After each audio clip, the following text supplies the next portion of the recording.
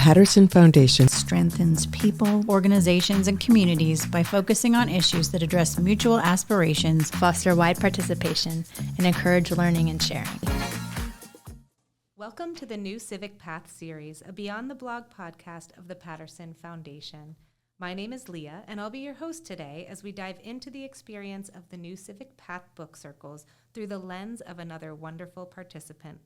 Monica Encarnacion, founder of Homeschool STEAM, is joining us today to share about her experience in a recent book circle. As a longtime Suncoast Remake Learning Days host and enthusiast, she's no stranger to the Patterson Foundation, and we're thrilled to have her here now to share about her thoughts on the new Civic Path. Welcome, Monica. Thank you so much, Leah. It's so exciting to be here with you today. Thanks for being here today. Before we dive into everything, I just want to help our listeners know a little bit more about who you are. So can you tell us about yourself and about your organization? Sure. So my name is Monica Encarnacion, and I'm the founder and CEO of Homeschool STEAM. We are an organization that provides exciting learning opportunities, workshops, and resources for local homeschooling kids and families to spark and accelerate their engagement in science, technology, engineering, art, and math. I'm a former New York City educator. Worked in New York City classrooms for over 10 years and have been in education for over 20 years, and recently moved to Florida, to this area 4 years ago. Started homeschooling my children here and found this amazing homeschooling community, and really wanted to bring more STEAM education to our homeschoolers, and really wanted them to have the same opportunities at our public school. I am still a supporter of public school, but I find that our kids are not one size fits all, and for many reasons in today's world, families are choosing alternative education. So that's where I come in, and the Patterson Foundation has given me this amazing opportunity to host our STEAM Fest event every year. So we had that last year for the second year in a row. Over 500 families. I know it was a big success. And so fun. So I'm so excited to be here with you to talk about this amazing book that has been also wonderful for myself and my organization to participate in. I'm so glad to hear that. So you participated in one of our pilot circles, and you also attended the book signing with Rich Harwood. What was it about the new Civic Path that made you want to dive in? Well, I mean, I think at that very moment, it was something that I needed. I was feeling down and a little hopeless, because of some things going on in the world today. And as the very proud daughter of immigrant parents, there was a lot going on at that time when I joined the circle. And this really spoke to me about finding common ground and hope and coming together, and made me realize, gave a lot of words to the feelings that I was having and the work that I do and why I feel it's so important. So it kind of gave me more of a push to really do more and know that I'm on the right path. So this book has really inspired me, I've spoken with a few people who've participated in circles. That's sort of the entry for a lot of people, is this feeling of I got to do something. There's got to be something I can do. What can I latch onto? And the concept of this book seems like a very easy entry when we're signed up to want to take action. So your pilot book circle took place over the summer. You've had some time to process reading the book, getting to know the intent of the material. How have the concepts from the book woven their way into your life and your exchanges with other people, into the work that you do? I mean, I think for me, the work that I do it because I find that value in education, and that's my focus. And finding those resources and connecting with people over our love, our STEAM for our kids. But this book made me realize that the work I do is bigger. It's really, I always knew it's about building community as well, but it's about really building that community and listening to each other, supporting each other, and knowing that, I don't have a solution for everything, but we can work together to find that solution, and that really is what my program has been about. And this book really helped seal that for me, that I'm on the right path to do that and to help others, so that we can find that common ground, support each other, find hope, know that we can find the solutions for the problems that we see happening in our world. Not only for myself, my children, my students. Yeah, I was just thinking that what a powerful tool to be able to share forward to your students, no matter their ages, because it's a concept that we should all be able to enter the world with, is where is our common ground? What are our shared aspirations? How do we move forward together. So I applaud you for jumping right into the thoughts of this book. In each book circle meeting, the Patterson Foundation has a facilitator, and they offer a series of questions, as you know, for the group to sort of contemplate and think about. One of those questions is, in the Time to Rise chapter, Rich talks about resistance to the new Civic Path. Do you remember any ways that he suggested engaging with those that felt resistant? About the book, it's also about finding like the common things. We can probably disagree on a million things, but there's probably also a million things that we can agree that we support or that we feel a certain way. So I think for me, it was like, I remember him talking a lot about finding that common ground and not so much the things we disagree on, because there are some things that we, no matter how different our views are, you know, humanity and things like that, bring us together. Yeah. So I think for our kids too, like when I think of my own students, you know, we might like different colors, different things, different ice creams, you know, but there are certain things that then we come together and find common ground, and that's what makes them friends and makes them want to support each other and help each other. So when I put it in the perspective, like how kids see the world and how we see the world, and then apply like all the things here from this book, it really is about finding the things that connect us, not so much about finding the things that separate us. You make such a great point about looking through the lens of children, because when you take a look at this book, our instinct is to look at all the adults in the world and where all the troubles and challenges are, and how we're dealing with polarization. How do we bring ourselves back to find these shared aspirations? But children have the same conflicts on a different scale, like you said, and they might not like the same ice cream. And how do you decide as a class to get what ice cream flavor or so forth?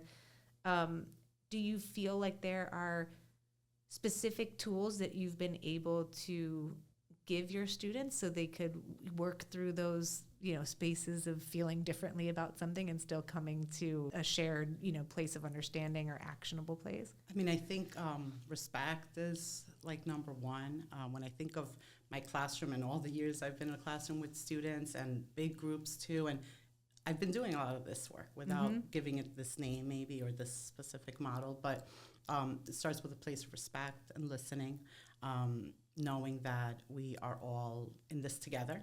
We're not alone. I know Rich says a lot about we go together. So like we are all together. And I think in my learning pods now with homeschoolers, or when I was in the public school system, New York City system is huge and big classroom. No matter how big it was, we're always in it together. And I think for my community now, it's the same thing. You know, I'm meeting parents and kids where they are. We're on this together. We're trying to find our way. What is the best opportunities we can give our kids in terms of education? But, you know, I don't have all the solutions. They don't either. We're putting it together. And, you know, I had a book circle this morning, and some of the people said their first thought was, well, what do I do now? And what's most interesting, I think, about the book is it's not about handing you every solution. It's really about giving you that skeletal structure of opportunities on how you can take action or step forward or reach across to try and, you know, identify more shared aspirations. But it's up to us to put the meat and the bones on it, you know, and I love that. It gives room to bring it into a classroom, to talk, you know, to bring it into a book circle, to bring it into another, you know, workplace where your colleagues maybe differ on ideas. So one of the core concepts of the entire book is this idea of civic responsibility. What does civic responsibility look like to you? It's funny you say that, because we just had a trip to Patriot Plaza. Oh, that's great. To expose our kids to some history through art, but also to talk about civic responsibility and what that means and what it means to be a patriot. Love for your country and how we respect all and how we have all given and how we're all part of it. So for me, civic duty includes loving our country, but also loving others and showing kindness to others, caring for our communities, taking part in those solutions to the things that we find, building the things that we see are missing. You know, it's not always, like I said, we went to Patriot Plaza and that is about service, but there are so many ways that you can serve your community in so many small ways and large ways. Yeah. So I think that's like the civic responsibility that I want to instill in my children, not only for our country, but in our community, and how you take part in that, how you are an active participant in the community. space Yeah. that you belong to. And it starts so small. It starts with, the kid you're in class with, and then it goes to the family next door maybe, and then it's the families in your school or in your homeschool group or whatever, and those things seem to trickle outward. And I love that you went to Patriot Plaza. It's such an incredible space, and I love the approach of how they've woven arts into this, demonstrating service in our country. And being a STEAM teacher, that must have felt like a really meaningful experience to Yes. introduce your kids to. I thought it was just great to spark conversations, Yeah. Even for my own daughter who's 10 and who is homeschooled, and we might not be doing the regular textbook learning that, another child her age might be doing in a traditional setting, but just going to places like museums, a place like Patriot Plaza, which sparks conversations, and then kids have questions, and then we can talk about that history and what civic duty means and how you represent that and show, your civic duty or participate in that. Yeah. So. What a wonderful experience for all of you, I'm sure. Tell us what you walked away with after the book circle was complete. What did you feel compelled to share with your network of friends and family? I think I shared the book, Yeah. sure. That's a good start. And then I got really excited when other book circles started popping up. So I knew I had to participate, and I wish I could participate in more of them and tell others about it. And I was excited that a colleague and friend is hosting one, so I will join them. But just the message of that we're not alone in this. We all have these feelings sometimes. We lose hope, but we shouldn't lose hope. We can all be agents of hope, and we can have those shared aspirations, which is so important for the students in my program and our families, what we want for our students' futures, our kids, the careers that they're going into. So just, I think I walked away with that valuing more of that shared aspiration, and that really community is really where it starts. We can start with the very little things in our community. It doesn't have to be so big. I was feeling very overwhelmed by all the big things when I started this book circle, when I started reading the book. Yeah. And it really made me focus more. Like, I can Narrow just the focus thoughts. here. Yeah. We can make change right here. Sometimes at the Patterson Foundation, we talk about smallifying things, because when it's so grand, it can almost feel impossible to attain. But you're so right, just bringing it down And a I little bit always to what's have in big front of you. ideas, and I want to Yeah. go and do, and I'm a one-woman show, and I can't be in all the places. But this reminded me that no matter what I do, the little things I do really can make a difference. Yeah, really count. As you mentioned, you're signed up for another book circle, which is fantastic. Why was it important to you to do this more than once? Well, I think different people and different perspectives and hearing different voices to me is really important. I connected with a lot of great people when we did the pilot. I loved hearing from other people who had different and similar viewpoints, and I wanted more of that. So I think joining the circle, it is, like I said, friend and colleague, they're hosting it. I know that there will be other parent educators there as well, but I'm looking forward to meeting others that I don't know, and having conversations that I probably normally don't have with them. Yeah. So Absolutely. That's a great point. Most of our book circles are a group of a lot of strangers, or at least that was sort of our intention, to make sure that you're not just walking into a space where everybody feels the same way as you do, but also when you're talking about colleagues or, casual friends who you might not know on a deeper level, when you go into a book circle with them to talk about hard things, you get to know people in a different, deeper way, and that offers, I think, a bit more connection. One of my favorite things about the new Civic Path book circles is our Pay It Forward opportunity from the Patterson Foundation. And just to help our listeners understand more about that, each group, as long as they meet the few requirements, earns the opportunity to choose a nonprofit as a team, as a group, to give a Pay It Forward award to.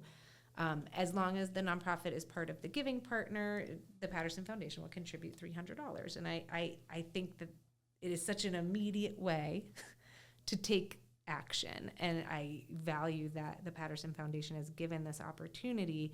I know your pilot circle was the way it was structured was a little bit different, but now you're entering into a new circle, which you haven't gone to yet. What do you think, where do you find the value in having this opportunity where you get to decide as a team, define that shared aspiration, pick a nonprofit, and then pay it forward? that's, I think, a great way to participate, like what I was saying, like not just be on the sidelines watching. So that immediately is a great way for you to participate in something you might feel passionate about, or shared aspiration, or maybe even a solution to something that you're trying to help solve. So for me, I know participating, I got to give one of those, and that was exciting for me because I knew who I wanted to support, what causes, or I knew that would go to kids in my community. So I think it's a really great way to make a quick impact. And when it's the whole group gets to select, I think that's even more powerful. Yeah, it's been exciting to watch that unfold for different groups. So for our listeners who are, on the fence, or maybe they're just learning about the new Civic Path book circles, what would you say to them to encourage them to go for it and give it a try participating? I mean, you have nothing to lose, right? Hopefully you'll make some new friends. You'll read a great book. You'll stimulate your mind, get, some juices flowing up in there, and get yourself thinking about your community and how you can be part of it and how you can participate. And I think it's really important. Something that when we have our everyday life, we're busy with so many things. We don't always take, I know for myself, time for myself. So this is a nice way to take time for myself. It is a great way to participate with your community. Intentional. That's the word I was looking for. It's like an intentional way to really take part and be intentional with your time and giving that to your community and participating in that. I think it's important. Absolutely. I'm glad you found that word, because intentional, I think it is. That's why we have facilitators there to help keep things on track and to make people feel like they're not just there to talk about a book, but they're there to talk about the ideas within this book and where to go next with that. Is there anything else you want to share with us that we haven't covered today? I think that for me, the big takeaway is like start small and then you can go big. And I think like the framework that this book presents is something I want to learn more about, the work that is done and how we can continue to participate in that. I don't know how do we bring it to kids, but I'd love to figure out how we kind of bring that to our younger citizens. Okay, I've got one more question for you. If you could just give us one word that describes your feelings or thoughts before starting the book circle, and then a second word that encompasses how you felt after the book circle ended. Hopeless and hope. I think it's just very clear. I was feeling, I think even that day. Yeah. I probably had a good cry that morning, and there was a lot going on in the world, and I was feeling a little defeated, deflated. Yeah. And I kind of had to get out and go participate in that book circle that day because I had that commitment, and then I left there hopeful. And I think since then, it's been like a good reminder, like don't lose hope, start small. We're all in this together. It's not all going to be solved in one day. Yes, it's not all going to be solved in one day. Absolutely. Monica, it's clear from your work with your students how much you care about contributing to making the world a better place. Thank you for just diving, headfirst into the new Civic Path, and for continuing the conversation beyond that, and for your willingness to participate in more than one circle. Of course, thank you so much for joining me today as well. Listeners, you can use the QR code on your screen to sign up for the new Civic Path book circles. And as always, to learn more about us, visit thepattersonfoundation.org.